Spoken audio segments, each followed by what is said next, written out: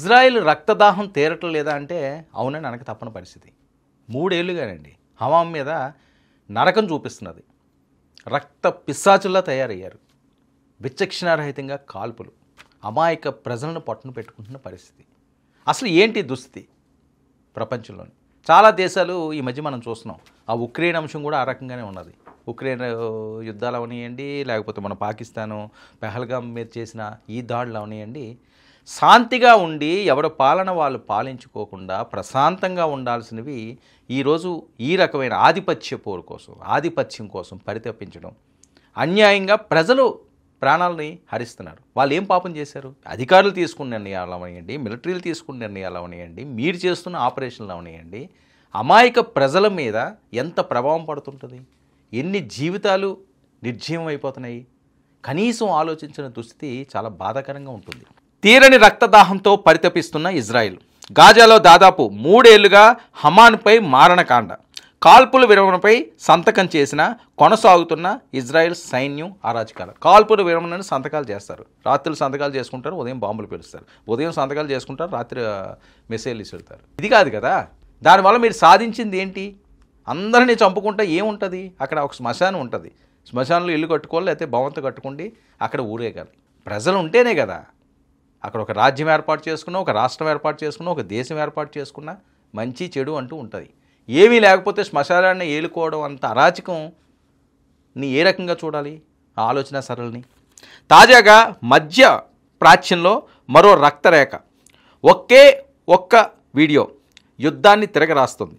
లొంగిపోయిన తర్వాత కూడా మృగాలలాగా కాల్చిన ఘటన. మిడిల్ ఈస్ట్లో మరొక రక్త చరిత్ర.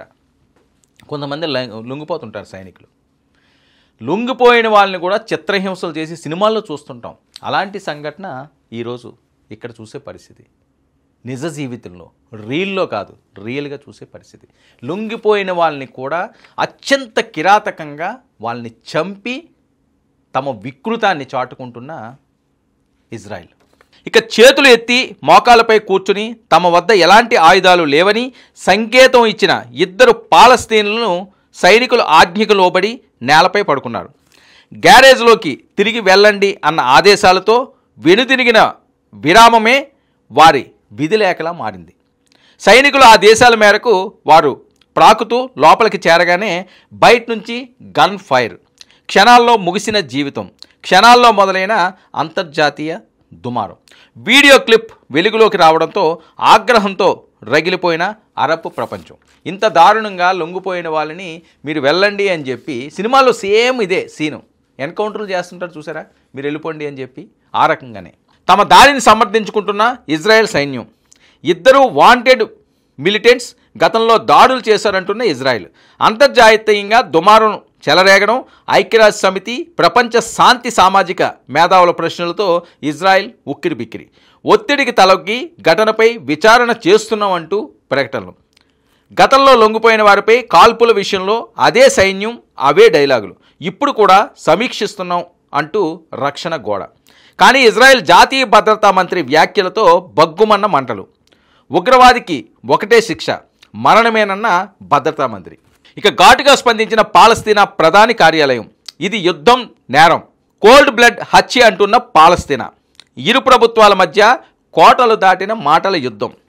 గాజాలో మానవ హక్కులను కాలరాస్తున్నారని వాదోపవాదాలు. ఒక వీడియో, ఒక సంఘటన కాల్పుల విరమణ ఒప్పందానికి బీటలు వారేలా చేస్తుంది.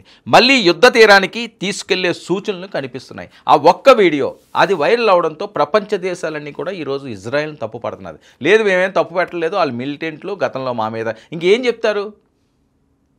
డొంకలైన అమ్మ ఏదో బొంకిందన్న సందర్భం ఇది. ఆ రకంగానే మాట్లాడుతుంటారు. ఏమీ లేకపోతే ఏం చేయాలి? వాళ్ళని చంపారు, అడ్డంగా దొరికారు, వీడియో రిలీజ్ అయిపోయింది. దాన్ని కప్పిపుచ్చాలి అంటే మరొక తప్పుడు ప్రచారాలు చేయాలి, మరొక తప్పుడు వార్తలు చెప్పాలి, మరొక తప్పుడు ఆలోచనలు చేయాలి. అదే ఈరోజు ఇజ్రాయెల్ చేస్తుంది. కానీ ప్రపంచ దేశాలన్నీ కూడా చాలా సీరియస్గా దీన్ని తప్పు పడుతున్నాయి. దీని పర్యవసానాలు ఏ రకంగా ఉన్నాయి? ఒక బుద్ధి తెచ్చుకోవాల్సిన అవసరం ఉంది. ఇలాంటి పనులు చేసేవాళ్ళు ఎవరైనప్పటికీ కూడా అమాయకంగా ఎవరిని పొట్టను పెట్టుకోకండి. ఈరోజు మనకి అధికారం ఉందనో లేకపోతే మనకు అంగబలం ఉందనో రెచ్చిపోతే రేపు మనది కాని రోజు ఒకటి ఖచ్చితంగా వస్తుంది. ఆ రోజు వచ్చినప్పుడు మనం ఉండే పరిస్థితి ఉండదు. సో తస్మాత్ జాగ్రత్త.